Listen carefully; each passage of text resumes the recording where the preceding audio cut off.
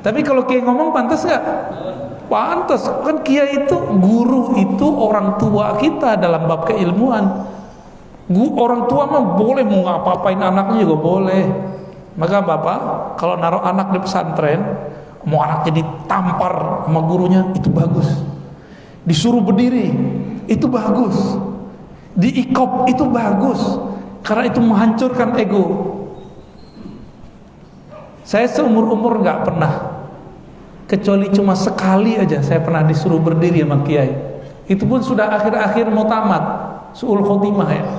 Enggak. Dulu saya paling nggak mau, paling ego. Jadi seandainya selama 4 tahun saya ngaji kepada beliau, seandainya disuruh berdiri di tahun pertama, mungkin saya langsung keluar. Tapi alhamdulillah saya disuruh berdirinya di tahun ke-4. Kenapa? Ada kewajiban waktu itu di pesantren, tiap minggu pagi, dulu kita minggu pagi libur, sekarang diganti hari Jumat. Kami wajib sholat subuh di masjid kampung. Udah pasang alarm kita, kayaknya udah soleh bener udah. Alarmnya berlapis-lapis, nggak bangun saya. Saya nggak bangun. Kapan bangunnya? Saat orang udah komat, nggak kekejar.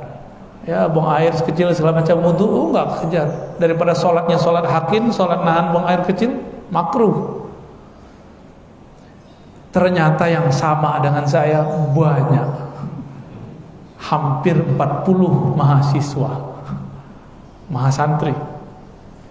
Dibaca udah 39, nama saya nggak kunjung dibaca. Terakhir nama saya dibaca, lah ente kok masuk katanya.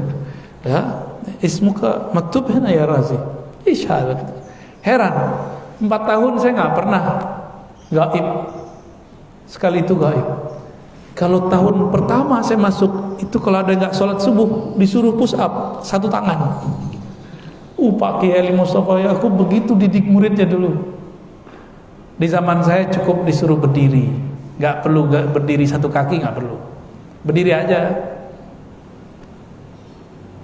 Tapi itu menghabiskan ego saya, cuma dengan dipermalukan berdiri di depan. Selama 4 tahun saya sadar, saya merasa paling soleh sepesantren. Ya, merasa paling, kalau azan duluan, jamaah paling rajin. Dalam hati mikir, ini santri-santri nih nggak ada yang ikut Rasulullah, saya doang yang ikut Rasulullah. Gaya benar. Ya, perasaan begitu. Ternyata Allah tidurkan kita sesaat, habis.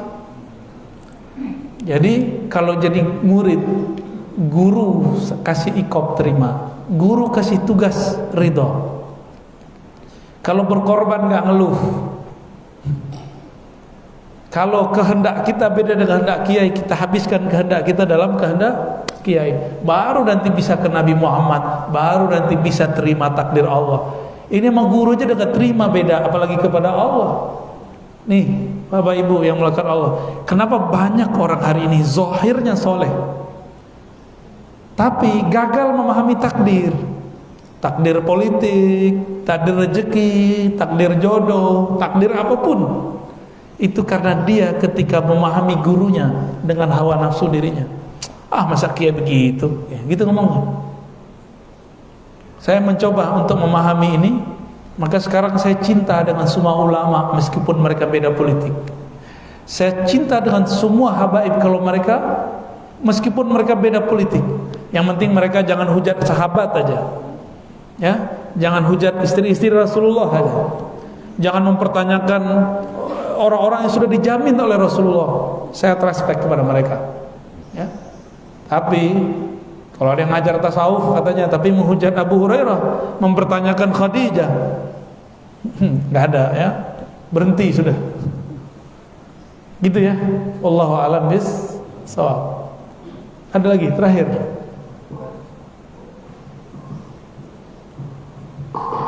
Yang keduanya apa tuh? Bagaimana menghilangkan kesombongan? Oke.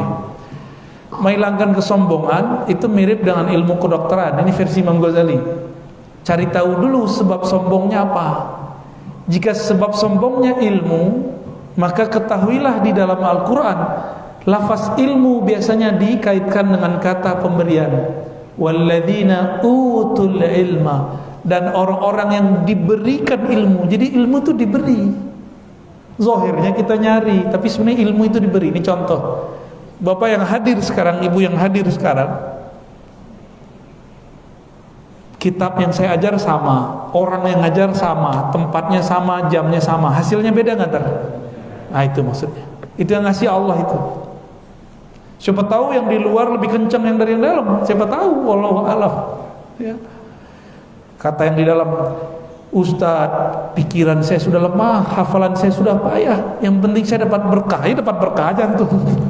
Ya, insya Allah dapat semua. Jika sombong sebabnya karena harta, ingat harta itu kata Allah, wa mimma razaqnahum yunfikun, dari sebagian yang kami rezekikan kepada mereka. Berarti ini milik Allah bukan?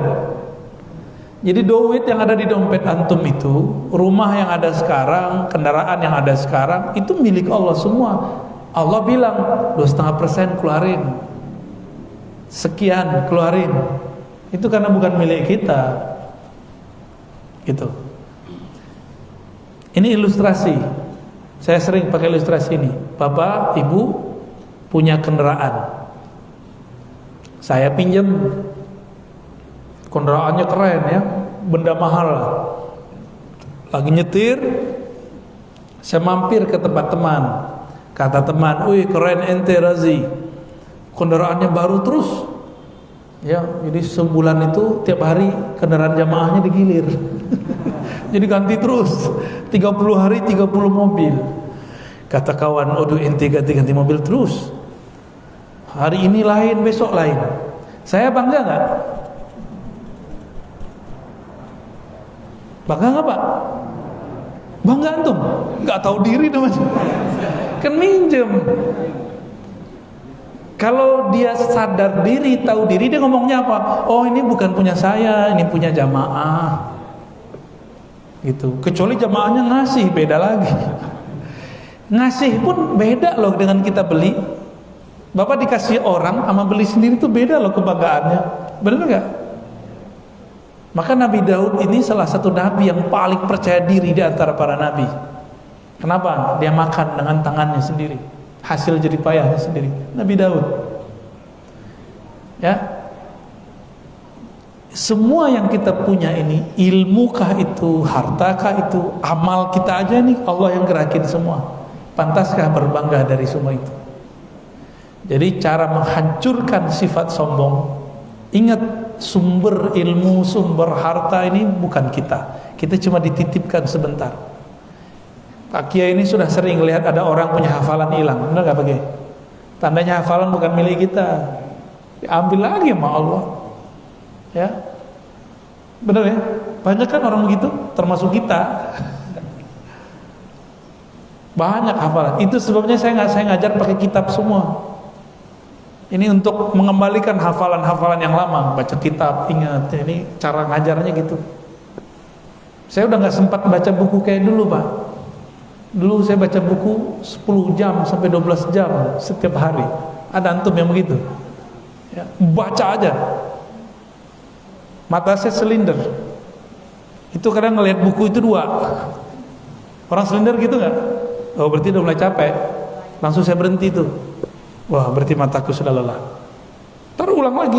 Jadi berhentinya cuma sholat, makan. Makan pun udah jarang. Jadi dulu badan saya ini kurus.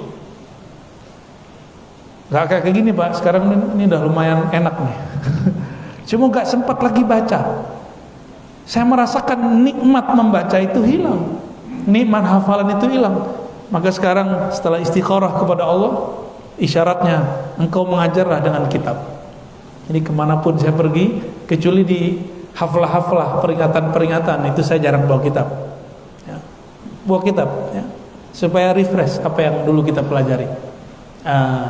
Untuk menghancurkan sombong, ini kan banyak ustadz malu bawa kitab, tor dikira ini kurang keren, dia nggak hafal materinya. Makanya bawa kitab, bawa konsep, gak usah hiraukan kata-kata itu ya. Ini zaman kita makan micin, hafalan kita lemah Pak. Mending berbicara teratur, tertata, jelas ujungnya, jelas pangkalnya, daripada nggak pakai konsep, ngomongnya ngalur ngidul nggak kemana-mana. Ya,